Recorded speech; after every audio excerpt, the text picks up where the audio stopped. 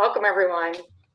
Glad you're joining us today for the June edition of the Michigan Coalition Against Homelessness Legislative Action Committee. And I'm going to ask everyone to please mute. We're getting a little feedback, so thank you. If you're not talking, that would be great.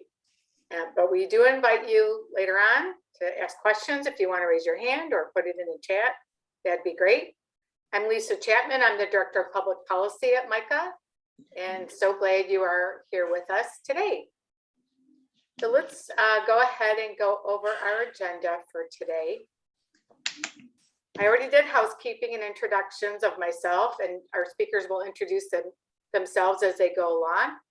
We are really fortunate today to have some great guest speakers, Paul Terranova, Holly Hook, and Jim Grant from MH Action. And they will introduce themselves and tell you about their legislation that they're working toward for manufactured housing and some of the issues around that. It's really very fascinating. Eric Huffnagel will give us federal updates. I will talk about some state updates along with Jaron, one of our interns. And we'll give you a couple of MICA updates and then want to hear from you about what's going on around the state. And then we will close it out. Just want to remind you that our next meeting is July 5th, which is a Tuesday. We're breaking from our normal Monday rotation because of the holidays. So we hope you note that on your calendar. All right, next slide. Let's get started. So it is my great pleasure today to introduce Paul Terranova, who's the Midwest Community Organizer, Holly Hook, and Jim Grant. Take it away. Hi, everyone. Thanks for having me. Those of you who just got on, I apologize if it is loud behind me. I'm in a coffee shop, spending the weekend for my son's college graduation, just taking a quick break. So appreciate your indulgence, and please let me know if it's impossible to hear me or anything like that. I don't know if you want to unshare screen so we can all see who we're talking to. If that's okay with you all, that would be. I was hoping that today we could take just a few minutes with you. I wanted to introduce two leaders from MH Action who've been doing work in Michigan around manufactured housing issues for a few years longer than I have. I started as the MH Action Midwest Community Organizer at the beginning of April. Jim Grant and Holly Hook have been working for the last, I think, at least 3 years on these issues.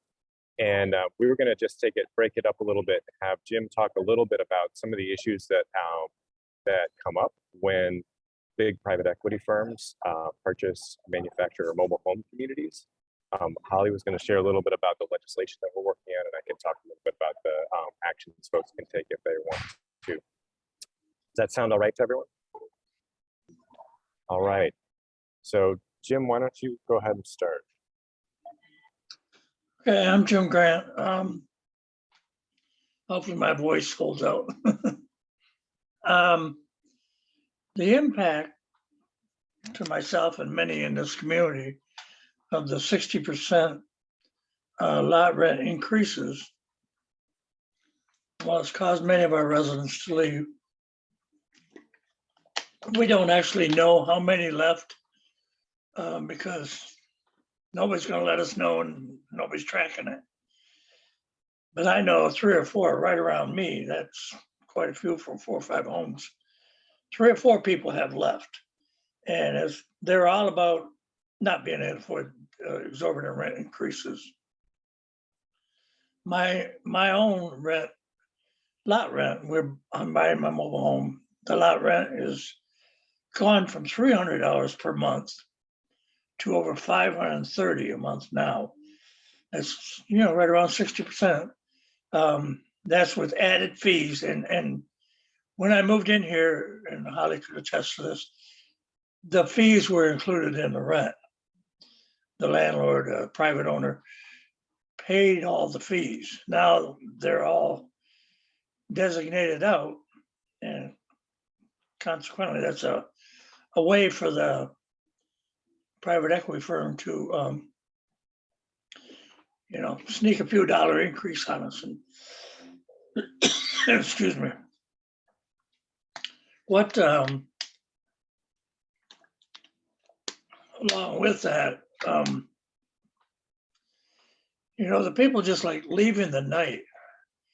I talked to my next door neighbor who was leaving, and I saw her packing up.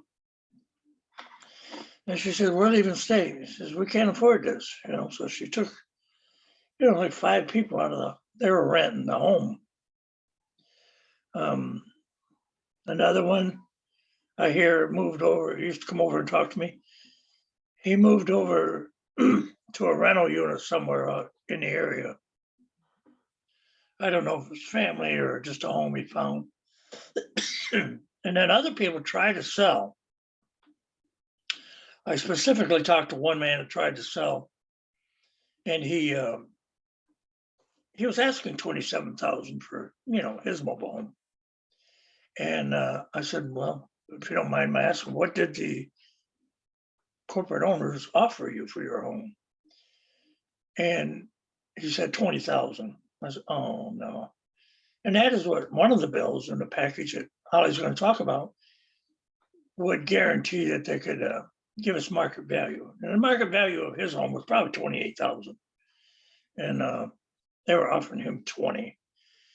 So in another interview, I said, I can't afford to move because I can't get, well, I don't owe that much, but I can't get the market value. And you're not going to go anywhere if you don't have some cash with you. I'll have my home paid off in 5 years, but the way things are going, I'm quite sure that the lot rent will make up for the savings I would have from not having a mobile home payment, unfortunately.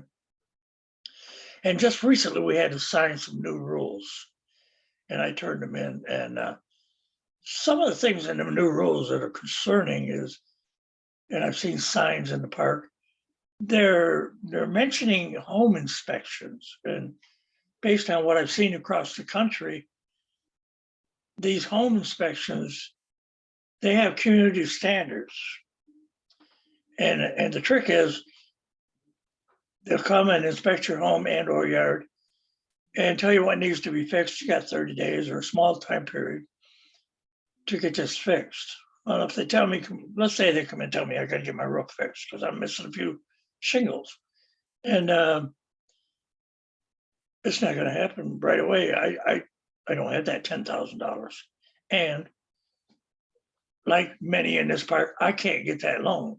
I can't get the low interest loan. I can't get the capital of the money to do that repair. Yet our private equity firm that owns the park gets money at low interest rates. That's like a double standard. So anyways, if you don't get your mobile home fixed according to their community standards, you're going to face eviction. And I'm not going anywhere because I don't have 5 or 10,000 to move this. It's a 20-year-old building. Most parks won't take anything that old.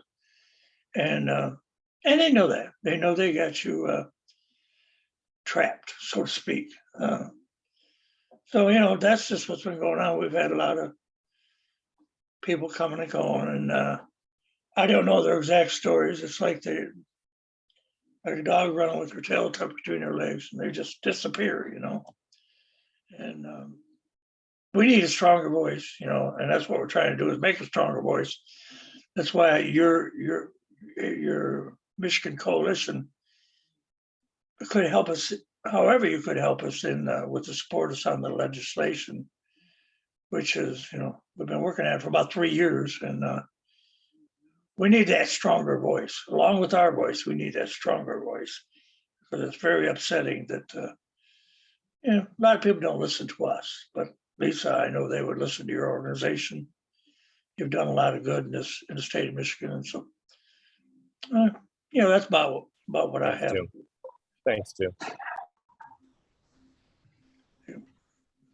All right, looks like I'm next. Thank you, Lisa, for having us speak today.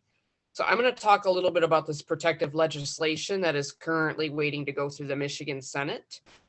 In response to this predatory owner coming in and buying up our park, plus 7 other parks just in Genesee County alone, Representative John Cherry, I'm sure you know who he is, introduced some legislation to help protect residents.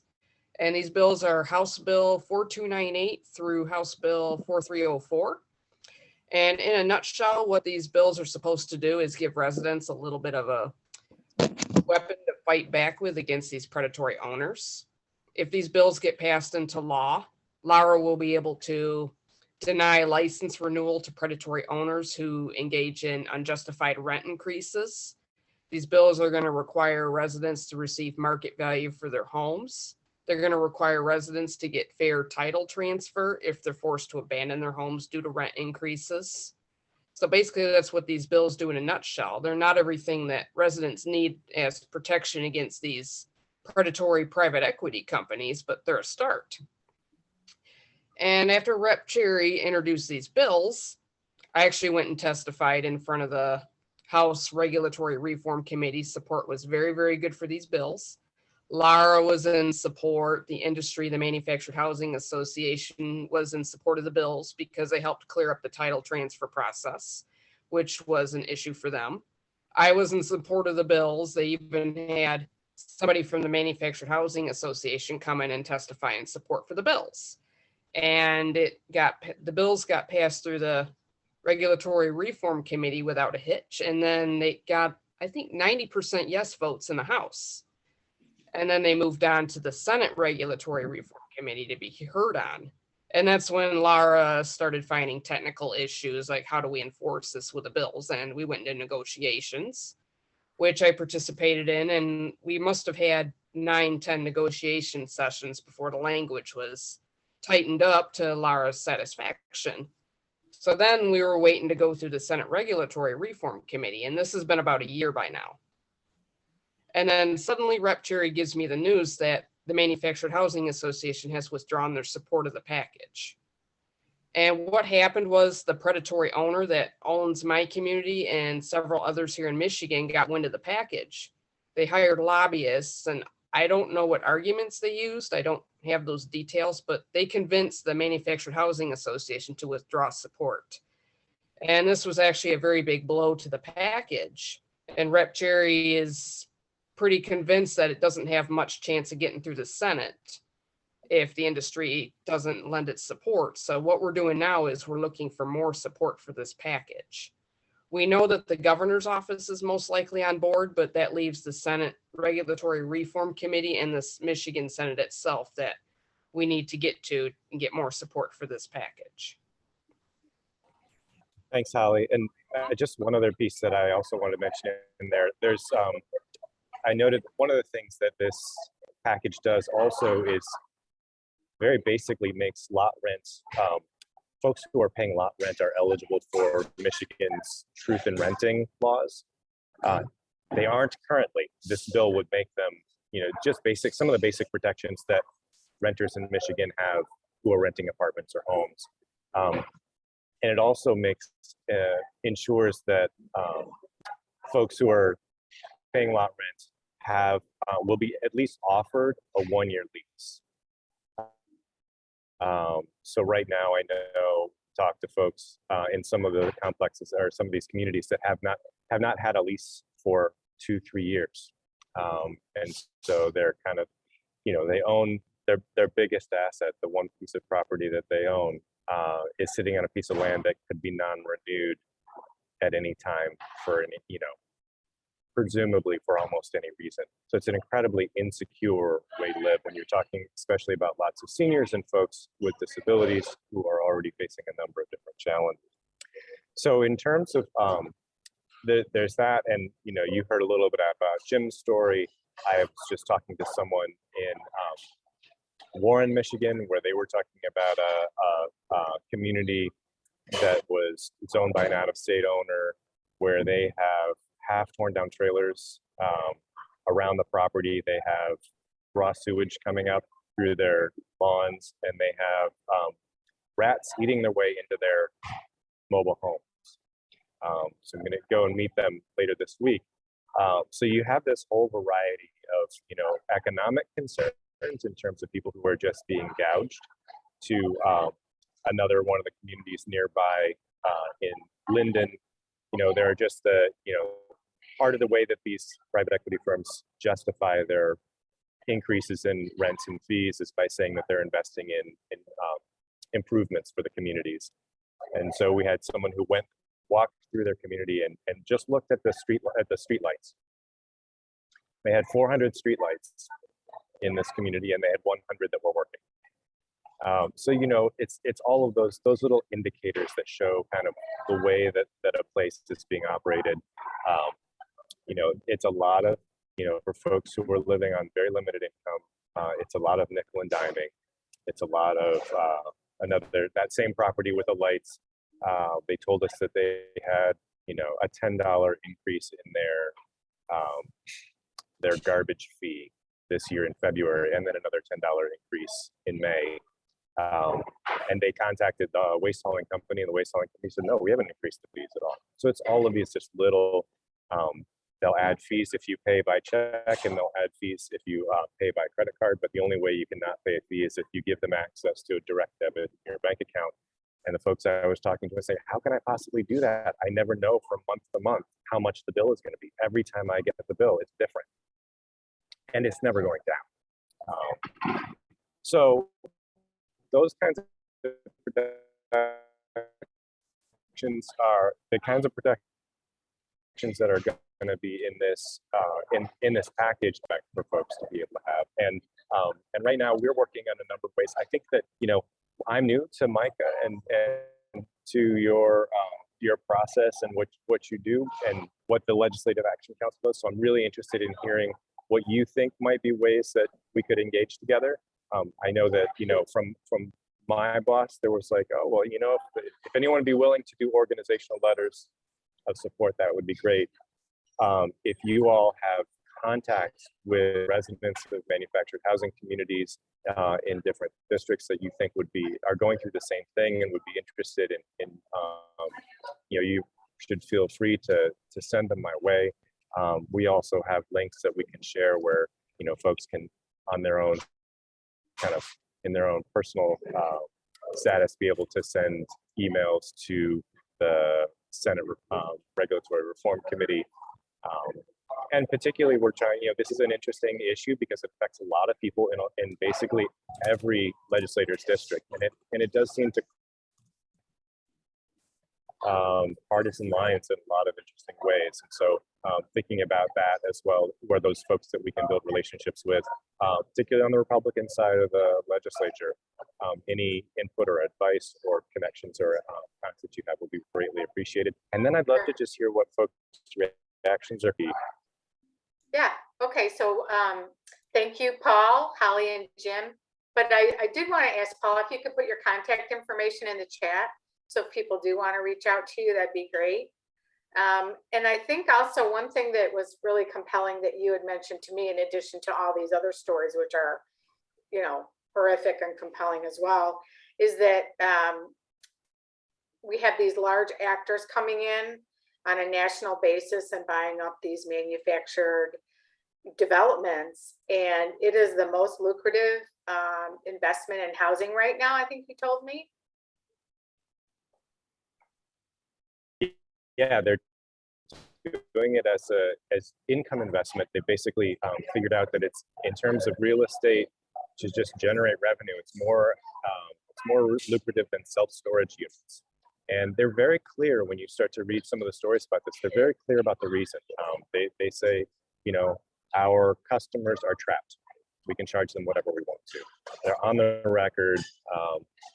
And you watch John Oliver. You can Google the John Oliver and mobile homes, and you can see some of the stuff that gets. Okay. Now, let me also say thanks to Paul and Holly and Jim. Really appreciate you being here. And Paul, you were at our last meeting, which we were fortunate. Got you back to back, which is awesome. This is an area we talked about last time as not being on the radar for many communities. Really would like to. I got a question for you afterwards, but first, want to get some feedback, as you've suggested, from the folks that are on the call. Would like to get a sense of what different communities are aware of as far as issues or things that they're doing now looking at this, and organizations that people are affiliated with, if this is something that's on the radar screen and anything that they may have done in the past or may be doing now. So I really would like to open it up to everybody in attendance here to share, either toss it in the chat if you have a question or comment that you want to share, but come off mute and chat with us a little bit about any aspect regarding things that are happening in your communities or through your agencies. Yeah, what I'm finding is a lot of people who don't live in manufactured housing are unaware that this is happening in their communities. And Right. slowly it's becoming more of a national issue that people are aware of, but it's not happening fast enough. And while awareness is slowly growing, these huge private investor companies are just sweeping up parks right and left and trapping people, and then we're stuck with this ever rising lot rents and fees. And it's terrifying. You feel like you're being farmed essentially Right. for your cash. So Paul, do you have any statistics as far as the number of people in the state of Michigan who are living in these parks and Yeah. So I don't have the exact number of people, but I know that the number of manufactured home communities is about 1,900. So it's a lot. And I know before I took this job, I was really sort of unaware of the breadth of manufactured housing in the country. I also sort of nationwide, it's about 22 million people. And I think the statistic I've heard is about 13% of the housing stock. So I think partly because it's so often rural or just outside of cities, it gets a little bit less attention. So yeah, it's in some ways it's a little bit of an under the radar dynamic. Right. So do we have any comments or questions in the chat? Anybody have It looks like anything? there's a question about, in terms of call to action, are we targeting members of the Senate Committee on Regulatory Reform? Yes, we are. And I will send an email to Lisa with the links so that you can go to the link, you can write one email, it'll go to all of those committee members, as well as a link to reach out to the governor.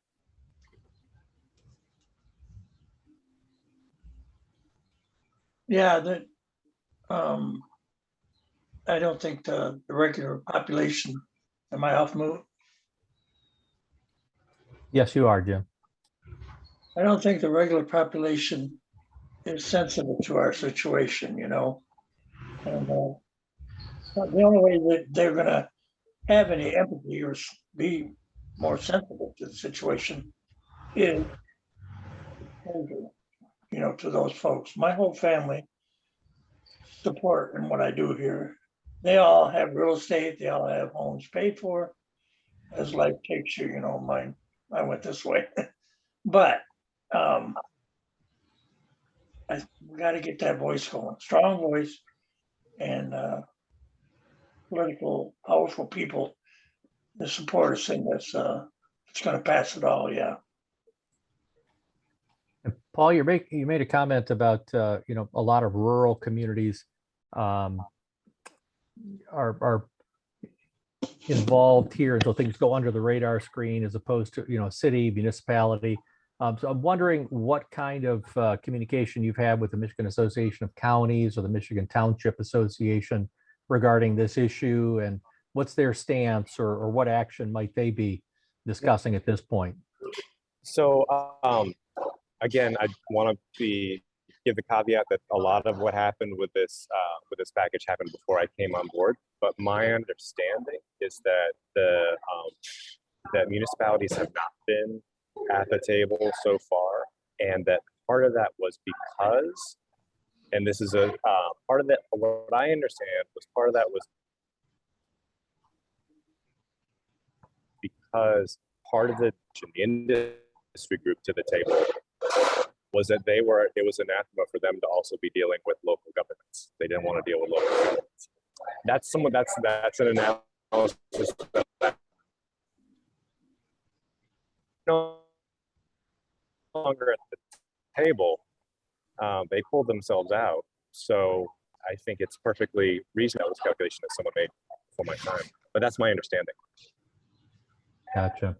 Yeah, and I see where you're coming from with that. If you're looking for the path of least resistance, are you going to be establishing one of these parks in boundaries where you have zoning and other restriction and other codes that you can enforce, whereas in a township, it may be more appealing from a tax standpoint is one thing, but the difference in regulatory environment is far different. And when you're talking about rural communities, you're not talking necessarily about as sophisticated systems of staff who address these issues. You've got elected officials who are the town, voluntary roles basically. So you don't necessarily have somebody who's going to be putting their eye on the issue and being able to pursue it very actively, I would think. So I get that.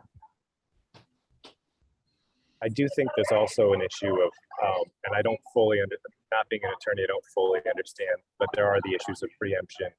I know that there's some regulation that says for any locality to pass regulations on manufactured housing communities that are more stringent than what the state provides, they have to go to the Manufactured Housing Commission to get them approved. So that's the thing. Could you talk a little bit about that? Most of the people on this call may have no idea that there is that body that exists at the state level, because I didn't know it existed up until I don't know how long ago. Again, under the radar, we don't catch these things. Can you talk a little bit about that? Do you have any description that you can give of what its purpose is and how it actually functions? Well, Holly actually sits on that commission. So Holly, are you able to give that brief one or two sentences on what we do? Well, if they ever meet, because they hardly ever meet because we can never get quorum, pretty much to help make the final decisions on matters regarding these parks and whether or not they can get away with something. Or so basically it's like a final decision-making body.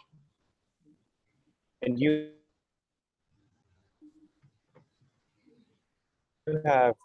said there are about a dozen operators, dealers, and residents?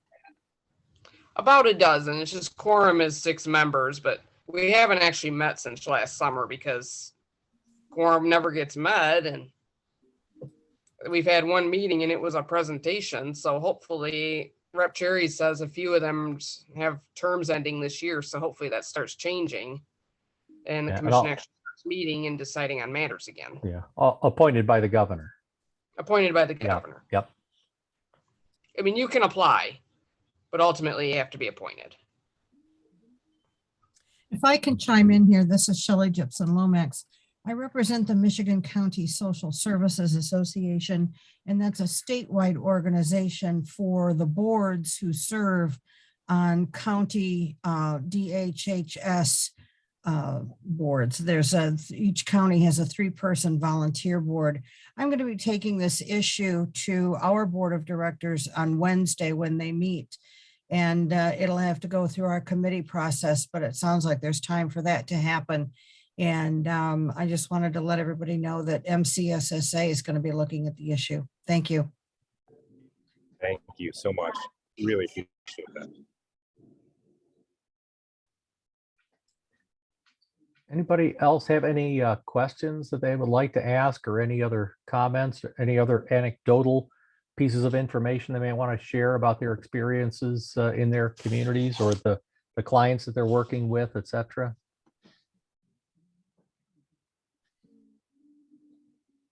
I do have one other question, Paul, while we're waiting to see if anybody is trying to drum up the courage to ask a question or share something about the eviction process itself. Does that differ at all with respect to the manufactured homes and the lot rent versus an apartment, for example? That is a great question that I can't honestly say I know the answer to. I've learned that there are definitely some issues related. I've heard about what happens to lead up to eviction. I've heard a lot about what's happening after eviction in terms of, folks who have been evicted, then if they don't have the money to move their home, or they can't move their home because it's too old, and they want to sell it to somebody else to then continue living in the same mobile home community, manufactured home community, they have to get approval of the manufactured home park. If they can't sell it and all that, then within a couple of months, those owners are basically declaring them abandoned and taking, seizing them. So that is one of the things that's Wow. happening. We've also been hearing anecdotally, and we're trying to get a little bit more info on this. I'm sorry, it's really loud right now. That in some cases it's gotten harder to get the title for the park owner, and in some cases they've actually been renting out or even selling the homes that they don't have title to. So we're working on with some partners on trying to find kind of those instances. We've been hearing about them, but haven't got the actual cases. So those would just also be things to keep your eyes open for if you're talking to folks. Folks, you know, we all know how stressful and traumatizing it is to be evicted, and then if you're to also then lose the only asset that you have, it's quite a thing. And there are a lot of folks who, while they're being really deeply wronged, they really don't want to talk about it. And so that's another thing we're hearing about. But no, I don't actually know in terms of the eviction process if it's radically different from someone being evicted from a home, from a house that they're renting. Yeah. I didn't think about the abandonment factor and basically, just taking somebody's asset away by virtue of their inability to, sell or otherwise dispose of the property themselves. Makes me think almost of the scenario where if you have let's say a car that's towed and it gets taken to a lot, if anybody has experienced that before, the daily fees of the storage of the vehicle are pretty hefty. They rack up pretty quickly. And that's a scenario quite often where people can't pay to get their vehicle out and it ends up staying there. And then they accumulate those fees at such a high rate that they can't get the vehicle out. And so the owner of that lot ends up same scenario where it's an abandonment and they take over possession of the vehicle and then dispose of it themselves. That's actually, there was a story, it wasn't in Michigan, but there was a story of another, one of the leaders in MH Action was, who was injured at work, got a settlement and used that settlement to buy her manufactured home. Got, I think it was either $1,200 or $2,400 behind on lot rent, got evicted and lost $40,000 to $60,000 asset that she, and otherwise she didn't have assets of it. So that was like literally all of what she owned. So that's one of the things that if this package of laws would pass, one could still, a home could still be declared abandoned and it could still be seized by the park owner, but they would have to pay the homeowner the market value minus what they owe. So The difference. Pretty simple. Yeah. Yeah. But that's also similar, just on another scale, with respect to tax foreclosures. That at this point, the property reverts back to the unit of government, which would be the county, that then sells it. They do not provide that difference back to the homeowner. Once the debts have all been paid off, the tax and fees, et cetera, all of that money goes back to that taxing unit. And so, it puts people who are already at risk and feeling like they're being given the shaft, no opportunity to get any of the equity that they've earned over time with that property. So disturbing at best. Does anybody else have anything that they wanted to add or have any other questions here at this point, or any ideas that you have about things that we collectively as a group could be doing, or that individually as organizations we could be pursuing at this point? Any thoughts about that based on the kinds of things that you've heard and the opportunities there are to be engaged in this issue?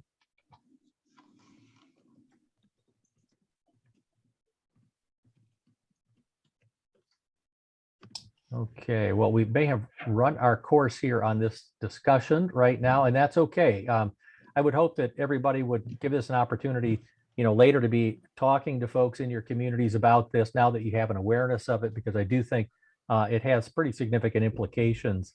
And again, it's under the radar, and maybe if we start talking about it, we'll find out there's a whole lot going on that we need to pay attention to and can get involved in. And certainly, Paul, we're in a position where we would love to continue to have a relationship and get information from you. And if there are ways that we, singularly as Micah, could be involved, we'd be happy to do that. But certainly sharing information through this body, we'd be happy to do that as well, to make sure everybody knows what's happening here. So thank you so much for being here and enlightening us. Thank you all so much. We will definitely keep this on our radar and keep reporting on it and letting people know what's going on and ways to be actively engaged. So I see people in the chat sharing information and saying they'll bring it back to their local community. So thank you so much, Paul, Jim, and Holly. And Eric, to you. Thank you. Thanks, everybody. Okay, can we go back to the slides? Eleanor, you're right on top of things. You're awesome. Okay, moving on to the next slide. We're going to talk a little bit about some federal updates. Some of it is stuff you've already heard, but just giving you a quick update with respect to what's happening with respect to Congress. We've talked about this the last several meetings, Build Back Better, and where things are with some negotiations. Congress is returning today after their Memorial Day recess. The kids got to go home and play for a while, but now they're back to business. There was an original target date of May 30th for negotiations to come to a conclusion, but that was a nice target, but not realistic. But it sounds as though there is some signs for hope that there has been discussion between the Senate Majority Leader Chuck Schumer and Joe Manchin, as most of you know, is the lone holdout who did gum up the works for the Build Back Better Act when it was going to be put up for a vote. They're talking about some things. I just want to point out that what Manchin, or remind you, what Manchin is really focusing on are a number of areas where he thinks these things need to be brought into the conversation before he could support the package. So he's talking about focusing on increasing federal revenues by changing the tax code and then using those revenues to fight inflation. He's talking about addressing climate change, drawing down the federal deficit, and then also reducing prescription drug prices. So he's got some key issues that he's focused on that he wants to get traction with. So again, those are the kinds of things he's bringing into those conversations, but it sounds as though there was a glimmer of hope based on some progress, I think, in those conversations leading up to the Memorial Day break. So that's good news. Next slide, please. So just as a reminder, when we talk about the Build Back Better reconciliation, we're talking about really emphasizing housing and talking about housing investments that would key in on a number of areas. These are the elements that we're focusing on, that the National Low Income Housing Coalition is pitching. Of course, there are other priorities and other things that you and your organizations may feel are important, but just as a reminder, talking about massive expansion of housing vouchers. I think that number actually would be 300,000 vouchers, 300,000, of course, not in the state of Michigan, but across the country, 300,000 households getting vouchers, huge increase. Money into needed repairs in public housing, which we know that we're way behind on. And then $15 billion for the National Housing Trust Fund, which we talked about in constructing and preserving deeply affordable, accessible housing for people, targeted to people with the lowest incomes. And doing the numbers on that would bring in about $383 million to the state of Michigan based on a formula that was being promoted. So again, those are the areas that we'd be focusing on when we're having conversations with members of Congress and their staff. Next slide.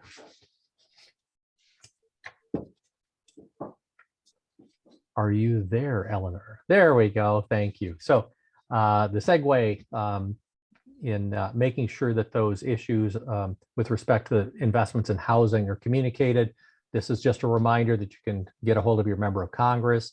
And I'm going to be dropping in some information into the chat. So it'll be a link that will get you to a page that will allow you to communicate directly with them. We also have a script if you want to make a phone call to help guide that conversation.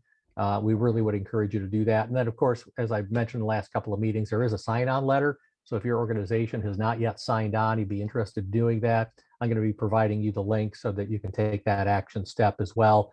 Over 1,800 organizations have signed on. That makes a big statement. So the more the merrier. I really encourage you to sign on if at all possible. Next slide, please. Thank you. Okay, so now we're also wanting to follow up with respect to the appropriations for 2023, the spending bill. You have an opportunity to get involved with that as well. Why don't we go ahead and move to the next slide? Again, thinking in terms of the fact that there are a lot of opportunities for us with respect to the budget and appropriations. Those negotiations are going on parallel right now, but looking at having an omnibus package that potentially could be done before the end of summer, potentially. So keep that in mind. We'll have more information there, but for right now, we're talking about the Build Back Better Reconciliation Act, but housing is the thing we need to be communicating. So I'm going to shift a little bit. We're going to talk about a few bills that are being introduced. The Lifting Immigrant Families Through Benefit Access Restoration Act of 2022, or otherwise known as Lift the Bar Act. It was introduced by a number of Democratic senators and Bernie Sanders, independent senator. And it will focus on expanding access to housing, healthcare, nutrition assistance, and other supports for immigrants specifically. So the bill will restore access to public programs for lawfully present immigrants by removing a 5-year waiting period and other restrictions to accessing federal public benefits. As you recall, there was action taken during the Trump administration to, in essence, try to create roadblocks and or prohibitions that would not allow immigrants to participate in programs that were afforded to others previously. So this is a way of addressing that through some formal legislation. Next slide, please. All right, the Flexibility in Addressing Rural Homelessness Act. This was actually introduced back in March 24th. It is a Republican and a Democrat are co-sponsoring this in the House, aims to expand activities that rural COCs can perform with the funds provided through the McKinney-Vento Homelessness Act. So really targeting what's happening in the rural areas. Committee consideration markup session was held May 17th. So that's the latest activity, but we'll keep an eye on that one, particularly with the interest in looking at rural resources being made available to give tools to COCs. Next slide, please. And this is the last federal bill that we wanted to talk about, Coordinating Substance Use and Homelessness Care Act of 2022, introduced May 11th. Madeline Dean from Pennsylvania. It aims to authorize a grant to assist those who are experiencing homelessness while also experiencing a significant behavioral health issue, such as substance use disorder. The grant would assist both health and homelessness services. So this is tying those two together. We do know that, of course, there's a lot of overlap there when we think in terms of housing issues, as well as health issues and behavioral health issues. And so this would be putting resources out to address those two pieces together. And I think that's all I have under federal updates. Again, I'm going to drop some stuff in the chat box, some links. I would encourage you to utilize those. And if you already have, pass them on to other people. They're links, they're easy. Make it happen. Send some emails out, stir the water a little bit. And unless anybody has any questions, I will move on. Let me just check the chat box and see. I think we're good.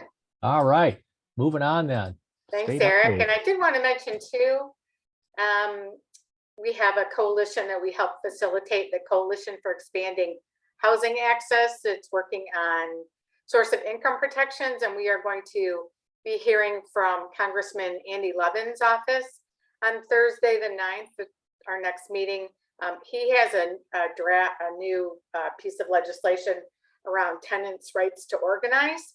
So I don't have that bill number right at my fingertips, but we will report on it next time and let you know what's going on with that. It's pretty new.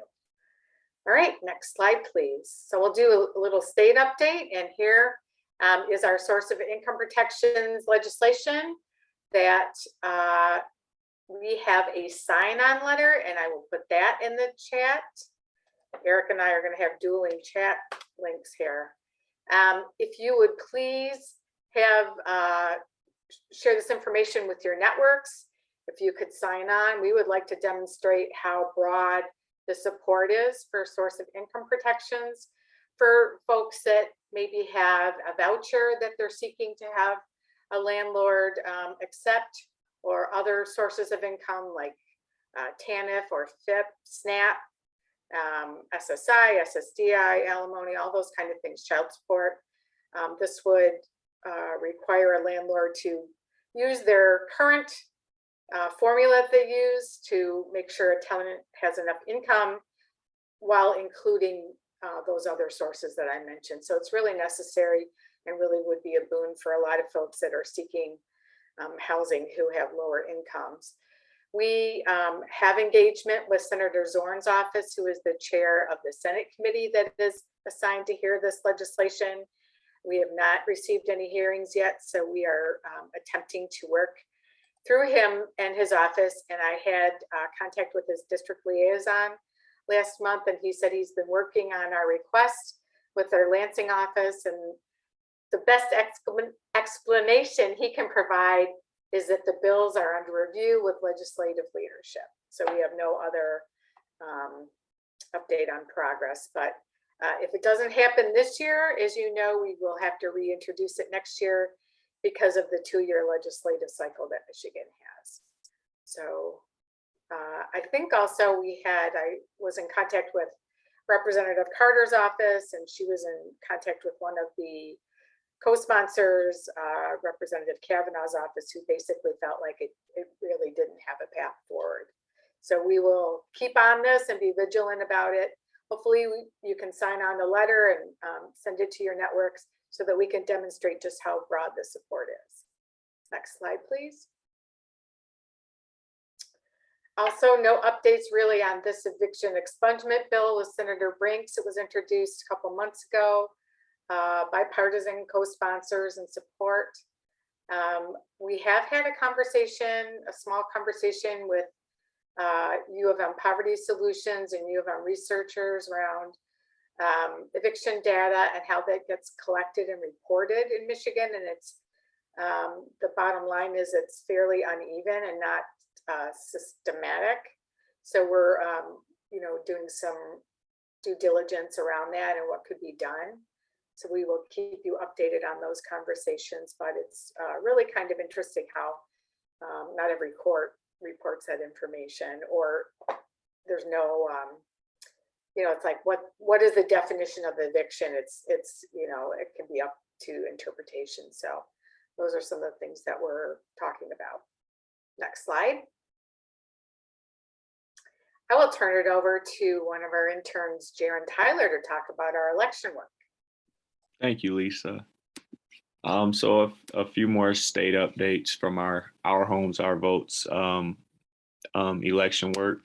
So we're in the process of revising our webpage with resources for voter registration, voter education, and candidate engagement, which are the 3 guiding principles of the Our Homes, Our Votes initiative. We've been attending webinars and gathering some good information on those topics. We have presented on these topics recently, and we plan on doing additional webinars on these topics. We're looking for events such as resource fairs for the unhoused, where we can be present and set up a table with resources if they're local, or if they're not local and they're too far, we'd like to send some resources. So if anyone knows of any local events that we may be able to attend, it'd be nice if you could put them in the chat for us or let us know. Lisa, myself, and Amy actually were currently working on finalizing candidate surveys for state and congressional candidates. They will be available to view and complete totally on the web page, which is more easy and accessible than sending them and waiting for a response back. In this way, we'd have the information instantly for us to post for voters to view. They will be available to view and complete totally on the web page. We will not have to send them out, as I said, and wait to receive the results, which can be time consuming sometimes. And then, as I said, we will compile the results when they are in, and we will have that information ready to view. We will also, we will have a survey for not only the state candidates and the congressional candidates, but the for the governor race and the state house as well. Thanks, Jaron. Is that it? That's it. Thank you. One of the challenges we're doing, as you mentioned, electronically this year is finding emails for not the incumbents, but the candidates. And there have been a lot of moving around because of the district map changes. So it's proving to be a little challenging, but we endeavor on. And just a reminder, August 2nd is the primary, and it's really quite interesting that a lot of people, about 20% of the folks who are registered, vote in the primary. And the primary really determines a lot about the election. So don't let that go by the wayside.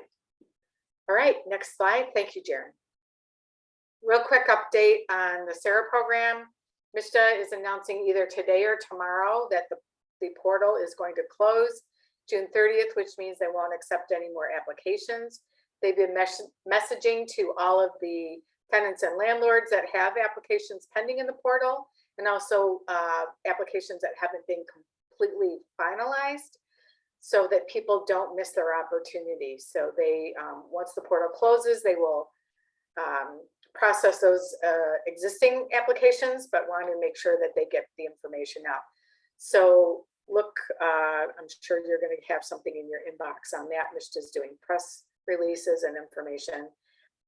They will be working through September until the funding is expended, and it will happen unevenly, county by county, depending on how much they have and how much the demand was and how many pending applications they have.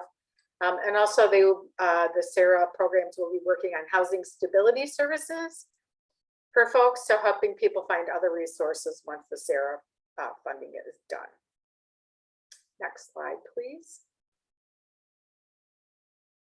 Just a couple quickies. We have a great training coming up on understanding the evictions process on Monday, June 20th at 1 to 2:30.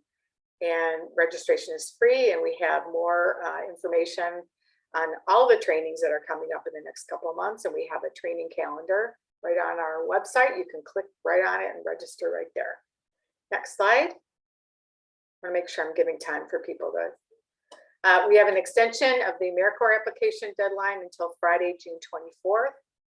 The application's on our website for both the AmeriCorps and the VISTA program. So make sure if you are interested to visit our website for that. Next slide. I want to give people a chance to tell us what's going on in their community. So, oh, there we go. Here's the updates from around the mitten. So, anybody have anything going on locally that they want to tell us about?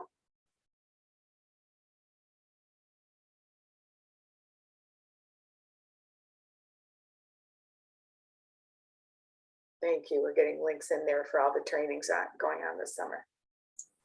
While folks think Lisa, I just wanted to also give a shout out that we're having another free training in June on supervising frontline staff. It is free only if you're a MICA member. So if you are a MICA member, please register. If you are not, individual membership is only $45, which is like the price of a webinar anyway.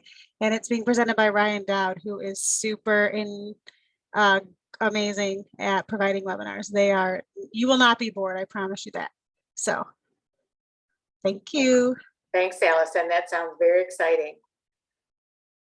And another quick plug, let's go to the next slide. I might put this in there, or maybe not, but just wanted to, okay, no.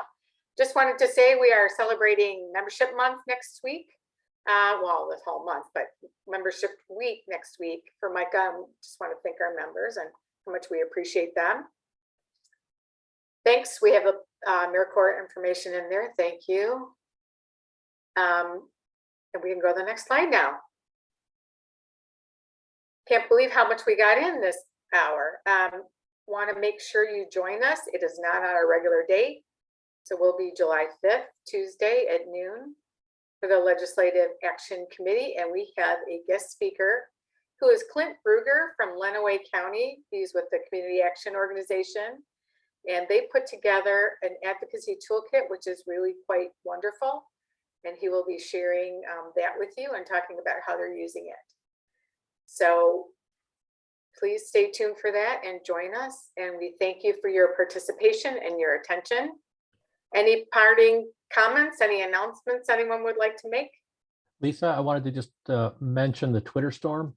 Yes. It's going to be taking place. We didn't have the information here to share it with folks, but there will be information forthcoming to all trying to raise awareness about housing, the need for housing at the federal level. So Twitter storm, for those of you who participate in it, tweet on for those who aren't familiar with it, but like to dabble in it. This would be a great way of getting your feet wet. Right, that's in concert with the National Low Income Housing Coalition, one of our partners. Correct. Yeah, we'd love for you to participate, and we will. And I believe Amy's going to be sharing that information, not here, but later on. So thanks, everyone. Glad to be with you this June day, and have a great month, and we'll see you next time. Take care, everybody.